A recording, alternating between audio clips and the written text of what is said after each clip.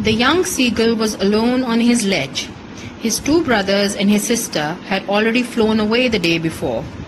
He had been afraid to fly with them. Somehow, when he had taken a little run forward to the brink of the ledge and attempted to flap his wings, he became afraid. The great expanse of sea stretched down beneath, and it was such a long way down, miles down. He felt certain that his wings would never support him, so he bent his head and ran away back to the little hole under the ledge where he slept at night.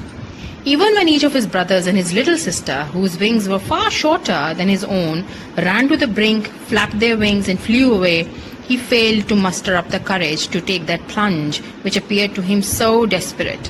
His father and mother had come around, calling to him shrilly, upbraiding him, threatening to let him starve on his ledge unless he flew away. But for the life of him, he could not move. That was 24 hours ago. Since then, nobody had come near him. The day before, all day long, he had watched his parents flying about with his brothers and sister, perfecting him in the art of flight, teaching them how to skim the waves, how to dive for fish. He had, in fact, seen his older brother catch his first herring and devour it, standing on a rock, while his parents circled around raising a proud cackle. All morning, the whole family had walked about on the big plateau midway down the opposite cliff, taunting him for his cowardice. The sun was now ascending the sky, blazing warmly on his ledge that faced the south. He felt the heat because he had not eaten since the previous nightfall. Then he had found a dried piece of mackerel's tail at the far end of his ledge. Now there was not a single scrap of food left. He had searched every inch, rooting among the rough, dirt-caked straw nest where he and his brothers and sister had hatched. He even gnawed at the dried piece of spotted eggshell. It was like eating part of himself.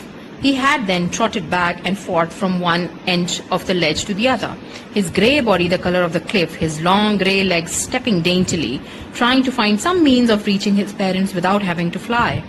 But on each side of him, the ledge ended in a sheer fall of precipice within the sea beneath.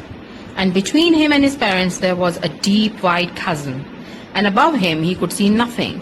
The precipice was sheer, and the top of it was perhaps farther away than the sea beneath him. He stepped slowly out to the brink of the ledge, and standing on one leg, with the other leg hidden under his wing, he closed one eye, then the other, and pretended to be falling asleep. Still they took no notice of him. He saw his two brothers and his sister lying on the plateau, dozing with their heads sunk into their necks. His father was preening the feathers of his white back. Only his mother was looking at him. She was standing on a little high hump on the plateau, her white breast thrust forward. Now and again she tore a piece of a fish that lay at her feet and then scraped each side of her beak on the rock. The sight of the food maddened him. How he loved to tear food that way, scraping his beak now and again to wet it. He uttered a low cackle. His mother cackled too and looked over at him.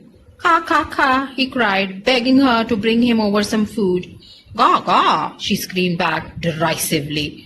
But he kept calling plaintively. And after a minute or so, he uttered a joyful scream. His mother had picked up a piece of fish and was flying across to him with it. He leaned out eagerly, tapping the rock with his feet, trying to get nearer to her as she flew across. But when she was just opposite to him, abreast to the ledge, she halted, her legs hanging limp, her wings motionless, the piece of fish in her beak almost within reach of his beak. He waited a moment in surprise, wondering why did she not come nearer, and then, maddened by hunger, he dived at the fish. With a loud scream he fell outwards and downwards into the space. His mother had swooped upwards, and as he passed beneath her, he heard the swish of her wings. Then a monstrous terror seized him, and his heart stood still. He could hear nothing, but it only lasted a moment. The next moment, he felt his limbs spread outward. The wind rushed against his breast feathers, then under his stomach and against his wings. He could feel the tips of his wings cutting through the air. He was not falling headlong now. He was soaring gradually downwards and outwards. He was no longer afraid. He just felt a bit dizzy. Then he flapped his wings once and he soared upward. He uttered a joyous scream and flapped them again. He soared higher. He raised his breast and banged against the wind. Ga, ga, ga. His mother swooped past him, her wings making a loud noise. He answered her with another scream. Then his father flew over him, screaming. Then he saw his two brothers and his sister flying around him, curvetting and banking and soaring and diving. Then he completely forgot that he had not always been able to fly, and commenced himself to dive and soar and curvet, shrieking shrilly. He was near the sea now, flying straight over it, facing straight out over the ocean. He saw a vast green sea beneath him, with little ridges moving over it, and he turned his beak sideways and crowed amusedly. And around him his family was screaming, praising him, and their beaks were offering him scraps of dogfish. He has made his first flight.